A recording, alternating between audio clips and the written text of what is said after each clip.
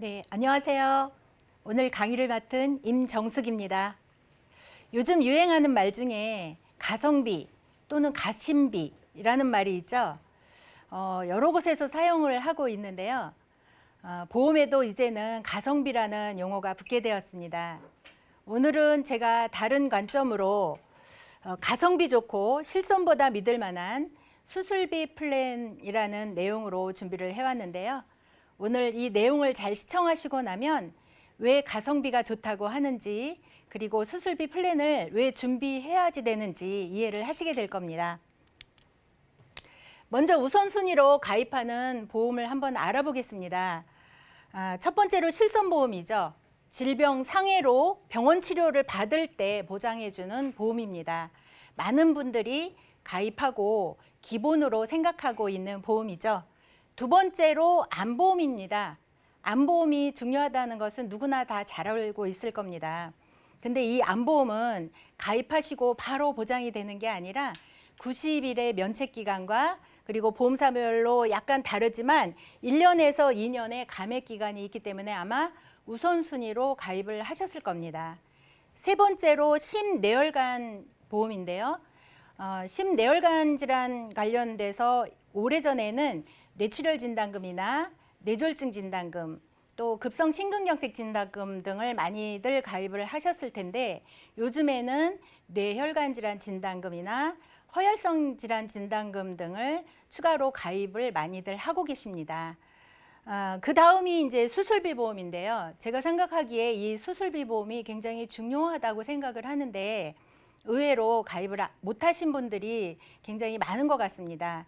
그 다음이 이번 일당인데 다 중요하지만 오늘은 제가 생각하기에 굉장히 중요하다고 생각하는 이 수술비 보험에 관련된 내용으로 집중 설명드리도록 하겠습니다. 수술비 플랜 필수 시대라고 할 수 있는 자료가 여기 있는데요. 국민건강보험공단 조사 자료에 의하면 연간 평균 1인당 수술 비용이 매년 올라가는 것을 보실 수가 있습니다.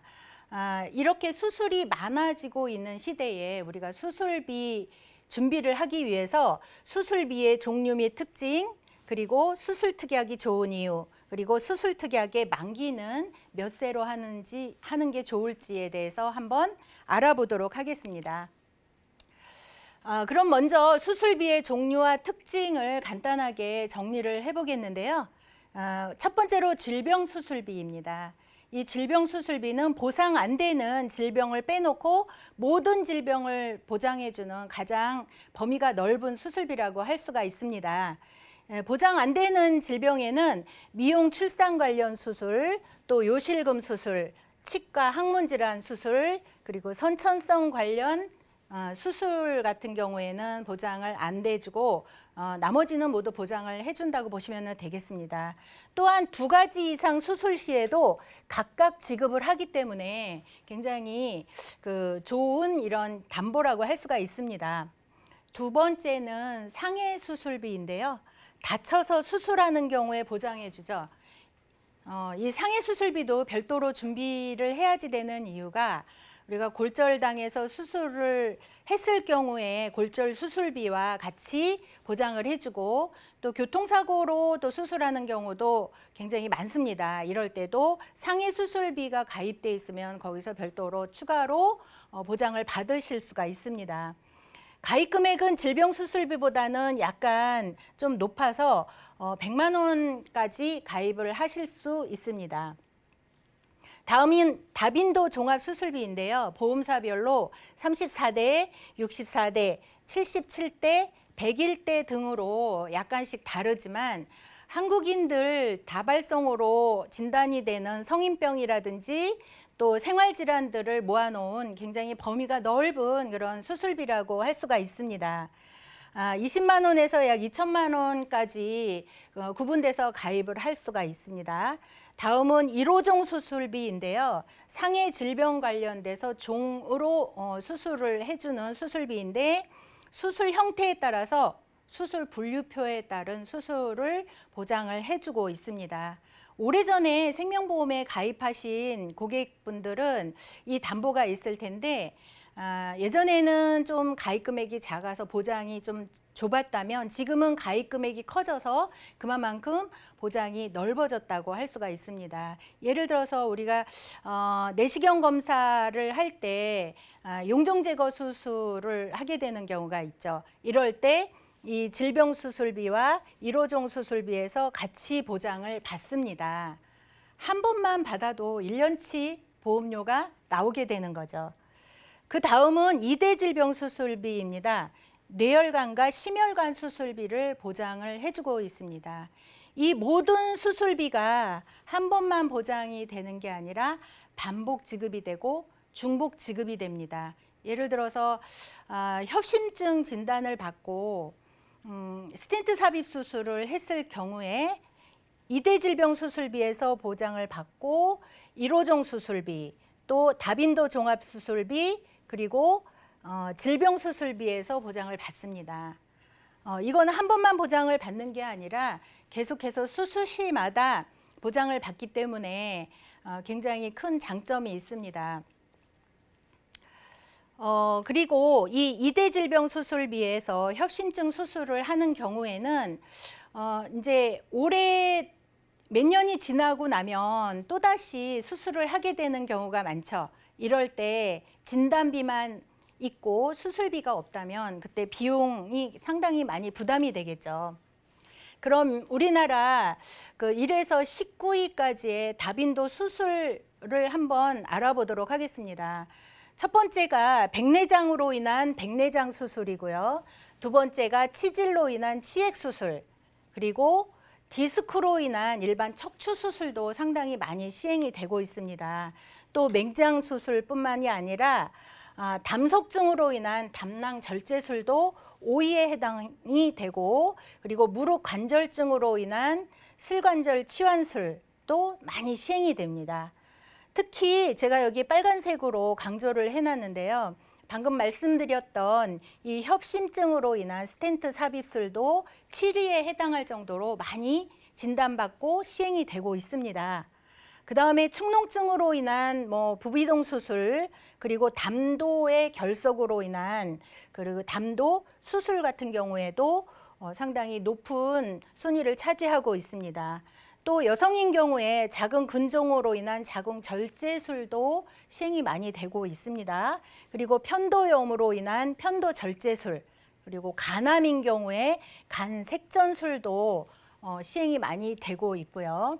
탈장으로 인한 수술, 그리고 유방 양성 종양으로 인한 유방 부분 절제술도 시행이 되고 있습니다. 또 흔히 많이 주위에서 얘기를 들으셨을 텐데요. 갑상선 결절 진단을 받죠. 갑상선 이렇게 양성 종양으로 인한 갑상선 수술도 15위에 해당될 정도로 상당히 높은 수술이 시행이 되고 있습니다. 다음은 나이가 들어서 이 고관절 골절이 많이 노인분들한테 시행이 되고 있는데요. 이럴 때 고관절 치환술, 또 하지 정맥류로 인한 하지 정맥류 결찰 및 제거 수술, 그리고 위 양성 종양으로 인한 위 절제술, 그리고 유방암으로 인한 유방 절제술, 이렇게 1위에서 우리가 19위까지 알아봤는데, 주위에서 많이 이런 수술을 시행했다라는 소리를 들어보셨을 겁니다. 제가 수술비 플랜을 선호하는 첫 번째 이유를 말씀을 드리겠는데요. 30세 남자, 20년 납, 100세 만기로 제가 한번 설계를 해봤습니다. 뇌혈관 질환 진단금을 1,000만 원 가입 금액에 15,810원이 나오고요. 수술비는 1,000만 원 가입 금액에 3,150원이 나오는 약 3배 정도의 차이가 납니다. 허혈성 심장질환 진단금도 마찬가지입니다. 1,000만 원 가입 금액에 8,420원이 나오고, 허혈성 심장질환 수술비는 1,000만 원 가입 금액에 4,250원으로 약 2배 정도의 차이가 납니다. 문제는 이 진단금은 1회한이기 때문에 한 번밖에 받을 수가 없지만, 수술비는 수술 시마다 지급을 하기 때문에 상당히 가성비가 좋다고 말씀드릴 수 있는 그런 담보입니다. 이 뇌혈관 질환 같은 수술 같은 경우에 우리가 예를 들어서 평소에 머리가 아프고 또는 무겁고 또는 건강검진 받다가 아무 증상이 없었는데 뇌혈관이 꽈리처럼 부푸는 뇌동맥류 진단을 받았다고 한다면 이럴 경우에 터지기 전에 조치를 취해야지 되겠죠. 그래서 수술을 하게 되는데 이 뇌동맥류 수술법으로는 일반적으로 코일 색전술을 많이 시행을 합니다. 부풀어 오른 혈관에 이렇게 코일을 채워 넣어서 더 이상 혈관이 가지 않게 해서 터지는 것을 방지하는 수술이고요. 다른 수술로는 부풀어 오른 혈관을 클립으로 찝어서 막아주는 클립 결찰술을 하게 됩니다. 그런데 이 뇌혈관 수술 관련된 치료법을 우리가 한번 알아보겠는데요. 보통 뇌출혈 수술을 한번 보면은 출혈량에 따라서 약간 다르지만 1,200만 원에서 1,500만 원 정도의 병원비가 들고 약 14일에서 28일 정도의 입원 치료가 필요합니다. 다음은 뇌혈관이 막히는 뇌경색인데요. 이 뇌경색은 700만 원에서 약 2천만 원 정도의 비용이 들고 약 7일에서 20일 정도의 병원 치료가 필요합니다. 다음 뇌동맥류인데요. 이 뇌동맥류 같은 경우에는 400만 원에서 600만 원 정도의 비용이 들고 약 7일에서 11일 정도의 입원 치료가 필요하다고 합니다. 문제는 이렇게 한번 부풀어 오른 혈관은 몇 년이 지나면 또다시 다른 부위가 부풀어 올 수가 있는데 이럴 때 또 수술을 해야지 되겠죠. 그런데 진단비만 있고 수술비가 없다면 그때 가서 비용 부담이 되는 거죠. 심장질환 수술도 한번 알아보도록 하겠습니다. 급성 심근경색과 협심증 관련돼서 제가 한번 비교를 해보겠는데요. 급성 심근경색 같은 경우에는 뇌혈관이 심장혈관이 완전히 막히는 그런 질병입니다. 이럴 경우 빨리 병원에 가서 조치를 취해야지 되는데 골든타임을 놓치는 경우가 다반사이기 때문에 회복 못하고 사망하는 경우가 대부분이죠.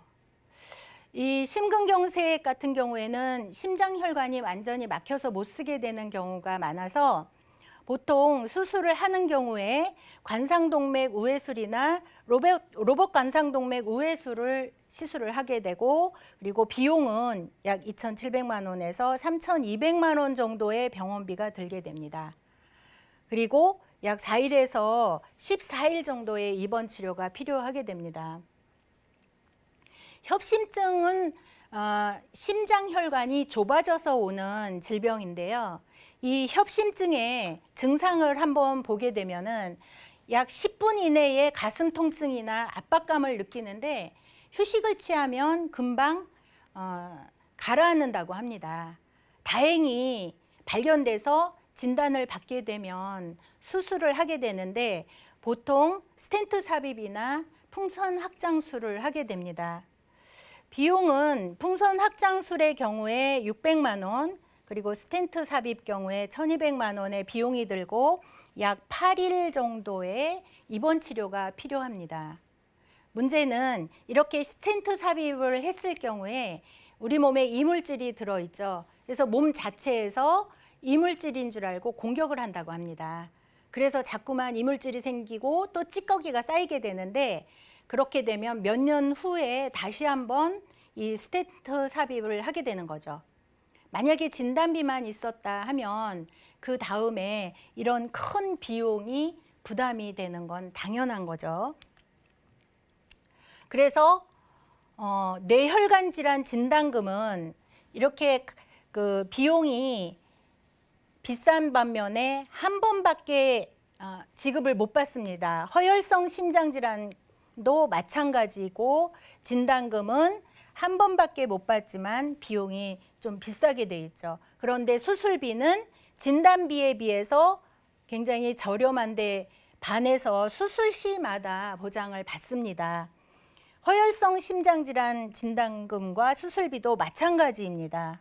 이거를 놓고 봤을 때 당연히 진단비보다 수술비가 가성비가 높다고 할 만하죠. 다음은 굉장히 보장 범위가 넓은 수술비에 대해서 한번 알아보겠는데요. 다빈도 종합 수술비로서 보험사마다 약 종수가 조금씩 다릅니다. 뭐 64대, 71대, 101대, 지금은 200 몇 대까지도 이렇게 보험사별로 나오고 있는데요. 보통은 이렇게 중증 관련 특정 질병 질환과 그리고 생활 관련 질환 그리고 다발성 질환 이런 구분으로 나눠져서 보상을 하고 있습니다. 중증 관련 질환으로는 대표적으로 심장이나 뇌혈관 질환도 여기에 속해 있습니다. 앞전에서도 말씀드렸듯이 심장 질환이나 뇌혈관 질환 같은 경우에는 진단을 받으면 바로 수술로 이어지는 경우가 많기 때문에 여기서 바로 보장을 받습니다.